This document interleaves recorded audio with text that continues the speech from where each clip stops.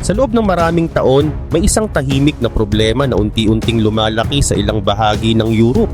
Hindi ito agad napansin, hindi rin ito biglang lumala. Dahan-dahan lang itong naging mas malaking problema.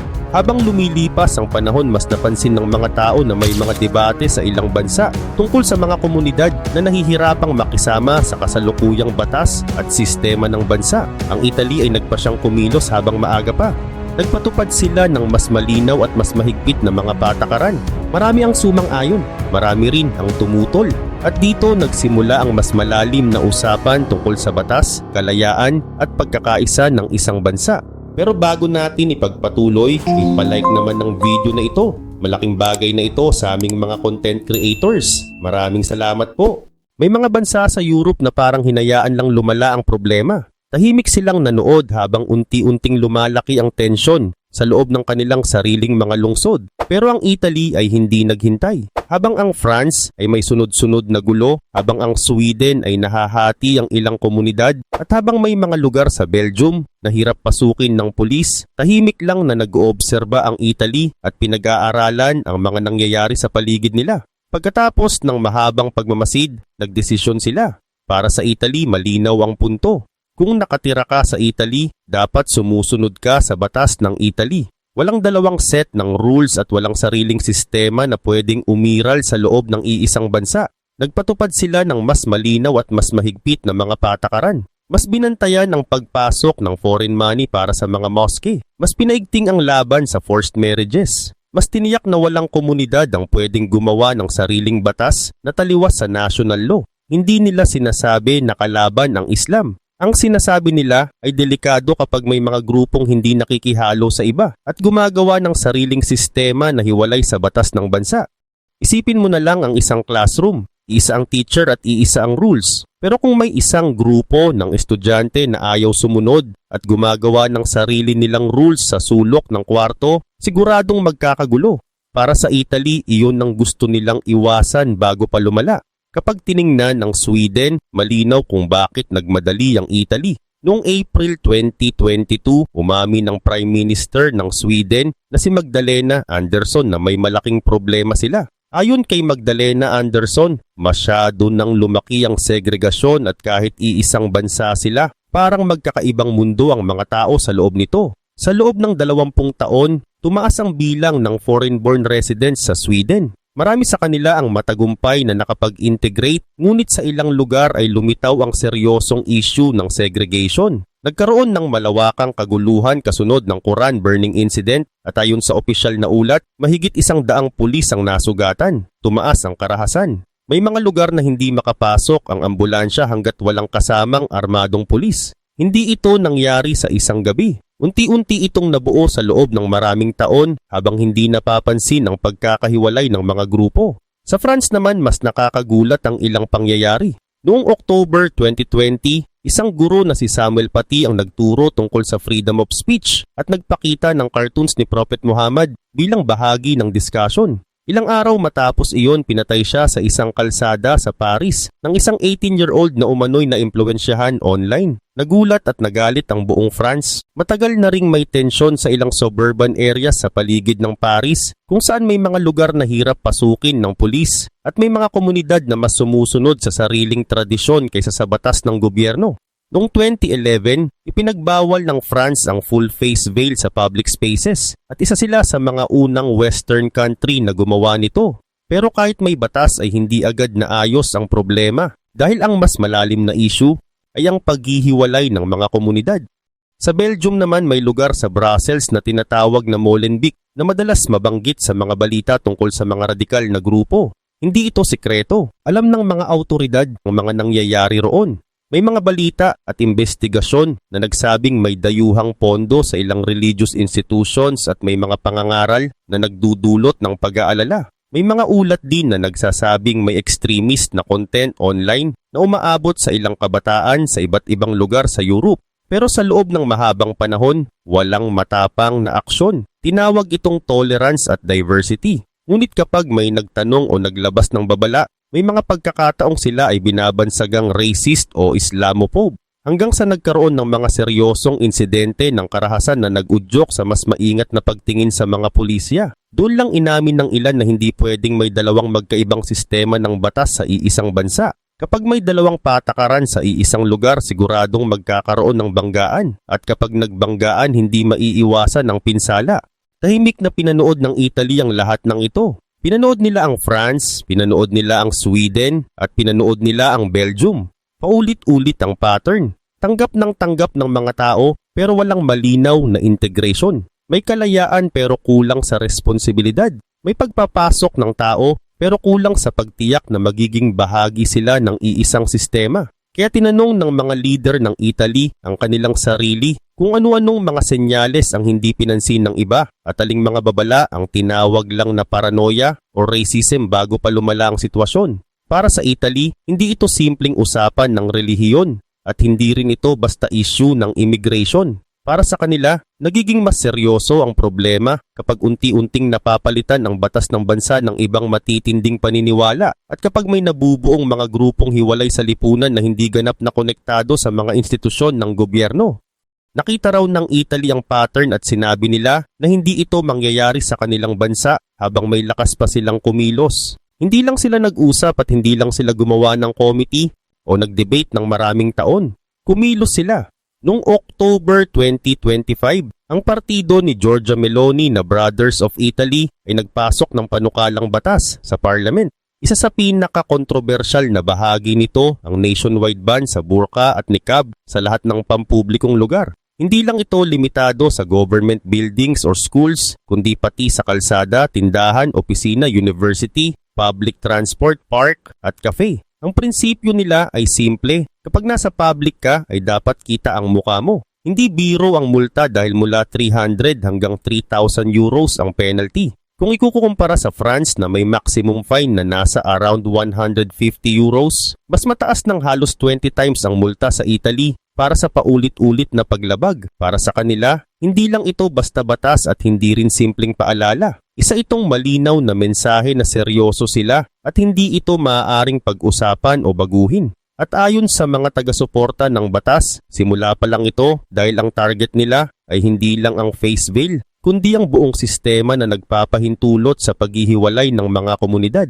May isa pang mahalagang bahagi ng batas ng Italy na hindi agad napapansin ng marami. Pero ito ang pinakamatindi. Sa Italy, ang Islam ay wala pang formal state agreement sa gobyerno. Ibig sabihin wala itong opisyal na kasunduan, gaya ng meron ng ibang relihiyon. Dahil dito, lahat ng Muslim organizations na walang formal agreement ay kailangang magdeklara ng bawat pinanggagalingan ng pera. Bawat donasyon, bawat grant, bawat wire transfer mula sa ibang bansa, lahat kailangang malinaw at walang tago.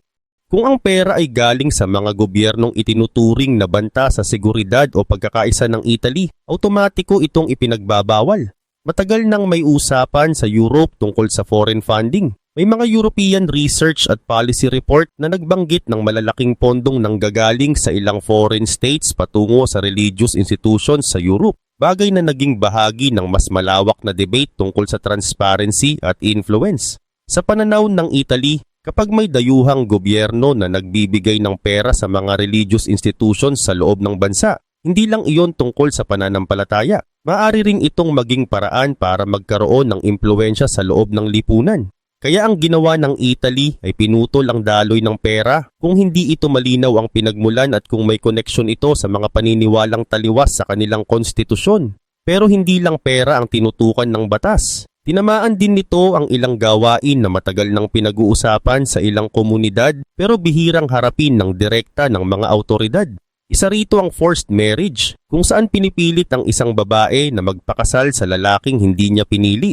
Kasama rin dito ang virginity testing, isang invasive at nakakahiyang proseso na ginagamit para kontrolin ang katawan ng babae. Mayroon ding iba pang uri ng cultural coercion, kung saan ginagamit ang pressure ng komunidad para pilitin ang isang tao na sumunod sa tradisyong labag sa kanyang kagustuhan. Ngayon malinaw sa Italy na kriminal ang mga ito at may mas mabigat na parusa. Walang exception at hindi pwedeng gawing dahilan ng kultura o relihiyon kung labag ito sa batas ng estado. Kung pipilitin mo ang isang babae na magpakasal laban sa kanyang gusto sa Italy, haharap ka sa mas mabigat na kaso. Para sa kanila, kung hindi pantay ang batas para sa lahat, hindi ito tunay na batas.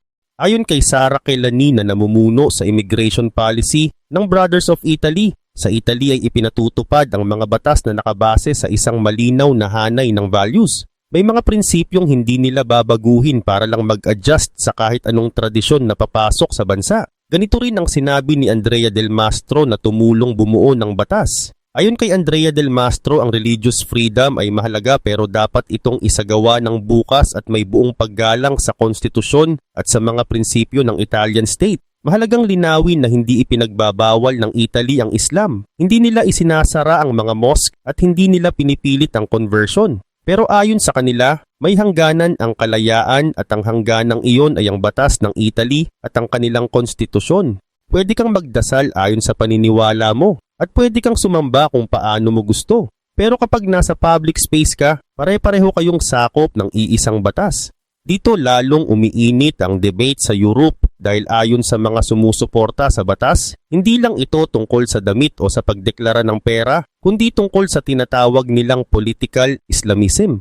May Islam bilang relihiyon na personal na pananampalataya at pribadong spiritual life. Maraming Muslim sa Europe ang tahimik na namumuhay, nagtatrabaho, nagpapalaki ng pamilya at nagnenegosyo ng maayos. Pero ayon sa ilang kritiko ng Islamism, may mga grupong ginagamit ang relihiyon hindi lang para sa pananampalataya, kundi para sa kontrol sa politika at para magtatag ng hiwalay na sistema ng pamamahala. Para sa Italy, dito umiikot ang laban.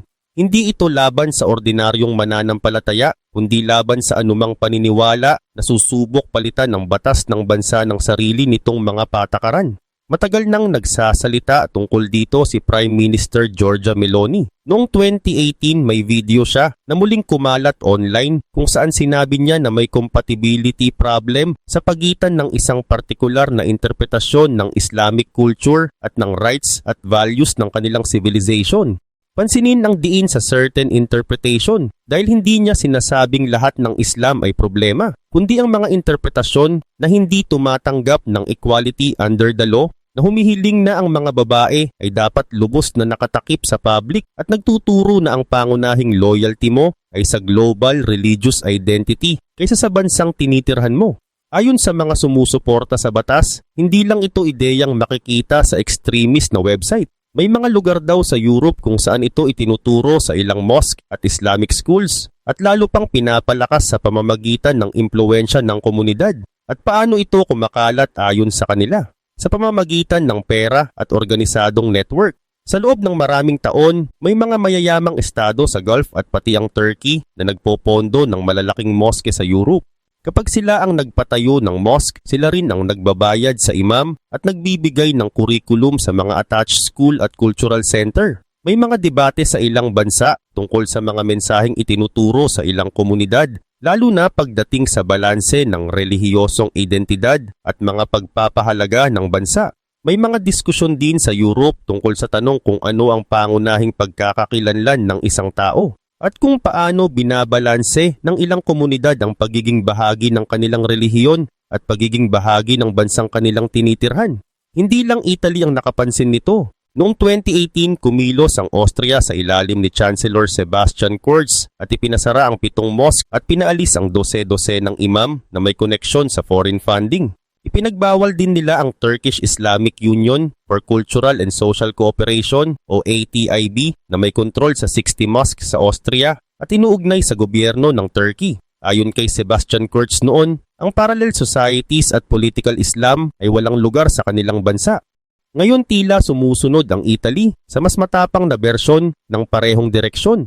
Sa ilalim ng bagong batas sa Italy, bawat mosque, bawat Islamic Cultural Center at bawat religious school na gustong mag-operate ay kailangang malinaw ang funding at kailangang igalang ang konstitusyon at mga prinsipyo ng Estado. Kung may koneksyon sa foreign government na gustong magpalawak ng paniniwala, maaari silang isara. Habang binubuo ang batas na ito, may mga operasyon ng intelligence agencies. Noong 2023 at 2024, nabuwag ng Italian at European Security Services ang ilang radicalization network sa loob ng Italy. May mga foreign-funded cell at may online recruitment na natuklasan bago pa ito mauwi sa karahasan. Maraming detalye ang hindi isinapubliko dahil classified pa rin. Pero sapat ang lumabas na impormasyon para kabahan ng marami. Ayon sa ilang ulat, maaring ilang buwan o ilang linggo na lang ang pagitan bago masubok kung sapat ang dating batas para pigilan ang isang malaking pag-atake. Para sa gobyerno ng Italy,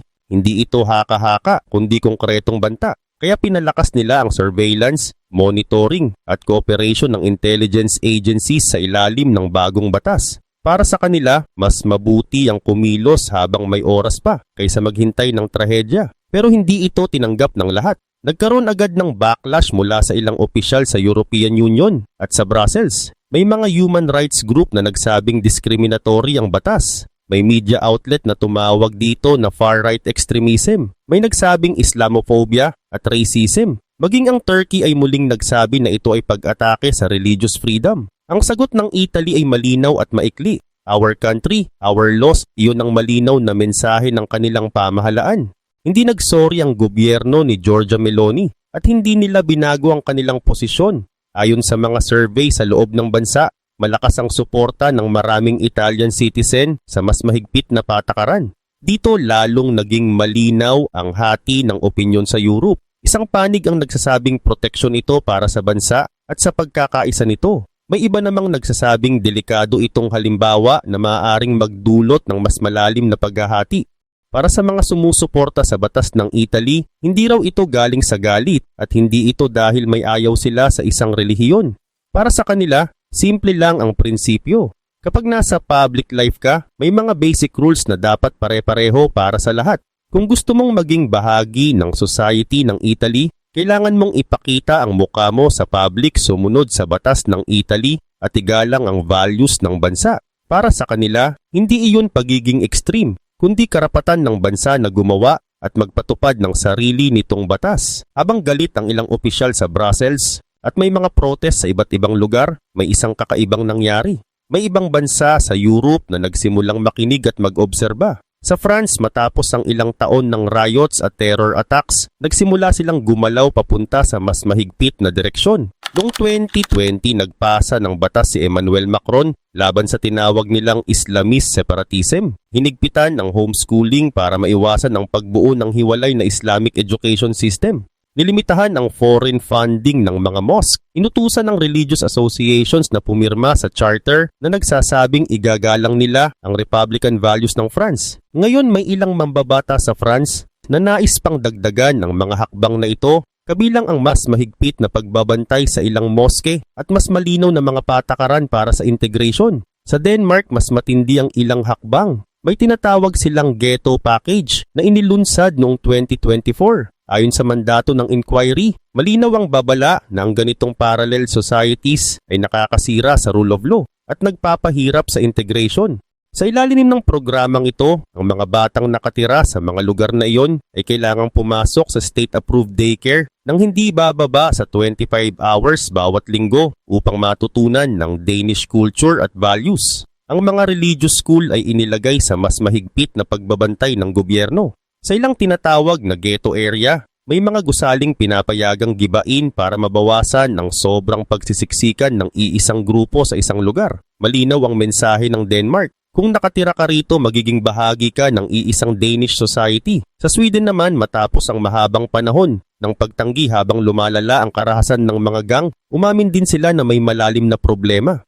Noong November 2025, nagtalaga ang gobyerno ng official inquiry para pag-aralan at labanan ang tinatawag nilang parallel social structures. Kasama rito ang mga clan network, mga pamilyang may sariling patakaran sa labas ng batas ng Sweden at mga komunidad na ayaw maging bahagi ng sistema ng bansa. Sinasabi ng ilan na kung mas maaga silang kumilos, baka naiwasan ng ilan sa mga trahedya ng nakaraang 20 taon.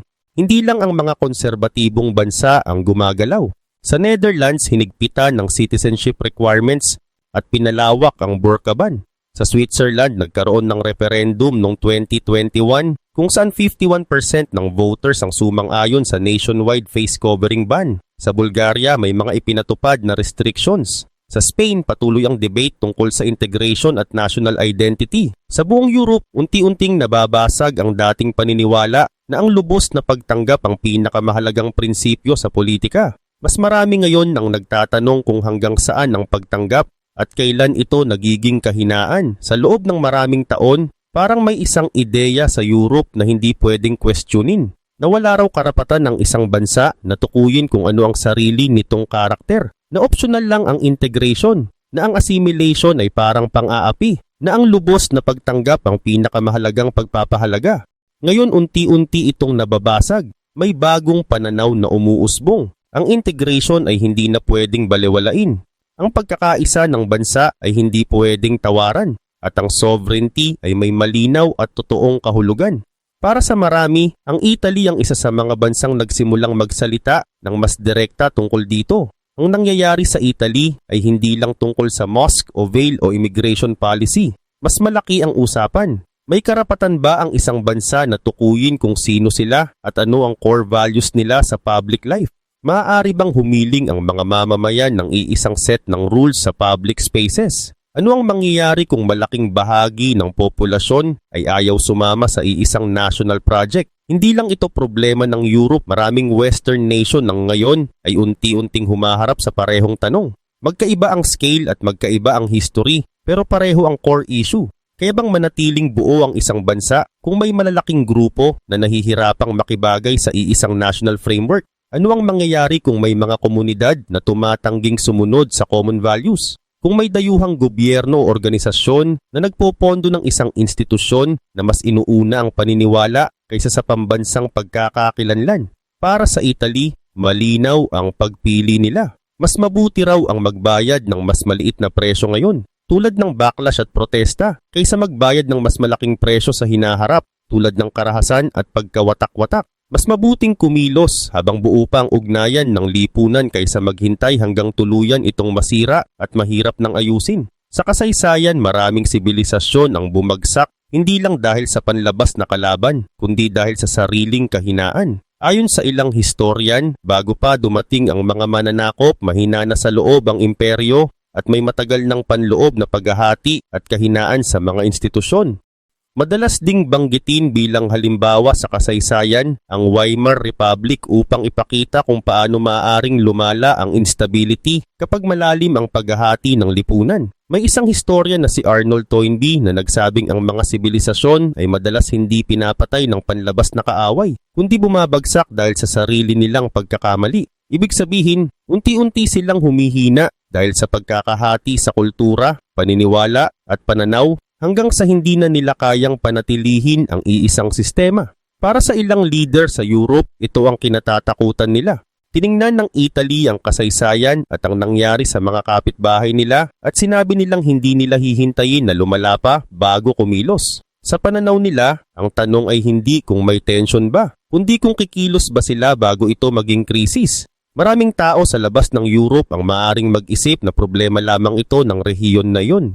Pero ayon sa mga sumusuporta sa hakbang ng Italy, ang parehong tanong ay unti-unti nang lumilitaw sa ibang Western country. Kapag may malalaking grupo na nahihirapang mag-integrate sa umiiral na national framework, kapag may mga issue ng foreign funding na may kasamang ideological concerns, at kapag may nabubuong hiwalay na social structures sa loob ng isang bansa, nagiging mahalagang pag-usapan kung paano ito haharapin sa mahabang panahon. Para sa Italy, malinaw ang prinsipyo. Maglatag ng linya ngayon. Ipatupad ito ng pantay, tiisin ng protesta. Dahil ayon sa kanila, ang alternatibo ay ang unti-unting pagkawala ng pagkakakilanlan ng bansa. May mga nagsasabing kung mas maaga ang ilang hakbang, maaaring naiwasan ang ilan sa mga trahedya. Sa Sweden, patuloy ang pagsisikap ng gobyerno na tugunan ang mga isyu ng integration at gang violence. Ang Italy ay kumilos ng mas maaga ayon sa kanilang pananaw. Maaring hindi sang-ayon ang lahat sa bawat detalye ng batas, pero para sa mga sumusuporta rito, malinaw ang prinsipyo na ang bansang hindi ipinagtatanggol ang pagkakaisa nito ay unti-unting mawawala ito. Pinili ng Italy ang direksyon nila. Pinili ng Italy ang mas maagang pag-aksyon batay sa kanilang interpretasyon ng unity at sovereignty. Ang natitirang bahagi ng Western world ay nakamasid at sa darating na panahon, bawat bansa ay haharap sa sariling bersyon ng desisyong ito. Ito ang kwento ng isang bansang tumangging maghintay at piniling kumilos habang may oras pa.